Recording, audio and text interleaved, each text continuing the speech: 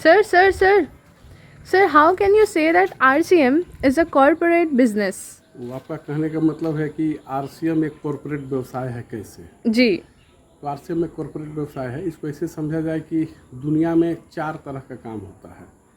एक होते हैं एम्प्लॉई, जो अपने समय और स्किल का उपयोग किसी न किसी संस्था के लिए करते हैं और उनके जीवन का एकमात्र उद्देश्य हो जाता है कि वो अपने स्किल और समय का उपयोग करके उस संस्था को नंबर 1 बनाना। यहाँ इनके पास समय का अभाव होता है क्योंकि उस संस्था को अपना समय दे चुके होते हैं। दूसरा होता है सेल्फ एम्प्लॉई। सेल्फ एम्प्लॉई का मतलब कि कुछ पूंजी लगा करके अपने आप को व्यस्त रखना। जैसे दुकानदारी, जितने भी दुकान लोग खोलते हैं, चाहे वो किराना का हो या पान का हो या मिठाई हो या कपड़ा हो, वो क्या करते हैं, कुछ पूंजी लगाते हैं और एक व्यवस्था बनाते हैं अपने लिए और अपने को वहाँ पर व्यस्त रखते हैं। सुबह 8 बजे से लेकर के शाम को 8 बजे तक, 7 बजे से लेकर के 7 बजे तक अपने आप को वहाँ इंगेज रखते हैं। किसान भी सेल्फ एम्प्लॉई में आता है। कहने का मतलब हुआ कि इनके पास भी समय का अभाव है। जब तक वो दुकान को नहीं खोलेंगे, जब तक वो खेत में काम नहीं करेंगे तो उनके पास आमदनी नहीं होगी। तीसरा होता है बिग बिजनेस। बिग बिजनेस उसको कहते हैं कि जिनकी काफ़ी अधिक मात्रा में पूंजी लगी हुई होती हो।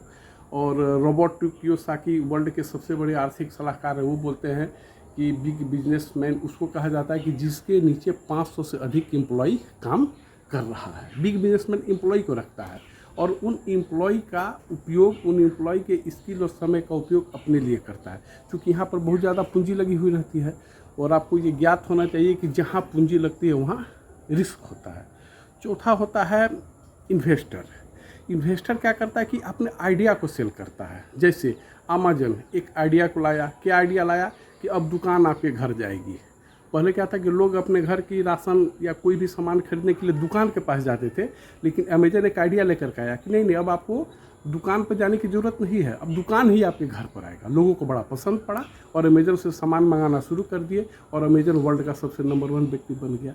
इसी तरह ओला, पहले क्या था कि गाड़ी रिजर्व करने के लिए या गाड़ी कहीं यात्रा करने के लिए हमको स्टैंड पर जाना पड़ता था, छोटी छोटी गाड़ियों को रिजर्व करना पड़ता था, लेकिन ओला क्या लेकर आया कि अब गाड़ी आपके घर पर आ गई।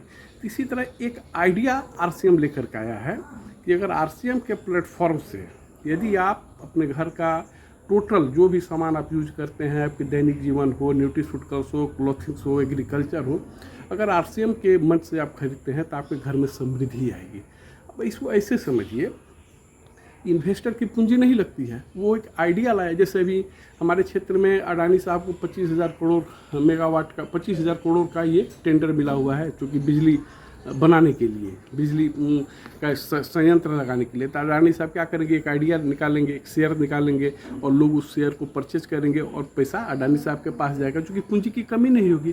तो आरसीएम एक क्या लाया है, एक आइडिया लाया है। जैसे अभी आज हमारे साथ हमारे 700 लोगों ने हमारे विचार से सहमत होकर के आरसीएम का आइडिया हमने उन्हें बताया, उनका विचार से सहमत होकर के उन्होंने अपने घर के राशन को खरीदने का निर्णय लिया। अब देखिए उनके घर में राशन जो जा रही है उनके पैसों से जा रही है, पूंजी तो हमारी नहीं लग रही है, लेकिन उनका इन्वेस्ट हो रहा है और उनके इन्वेस्ट करने से हमारे घर में बरकत हो रही है, समृद्धि आ रही है।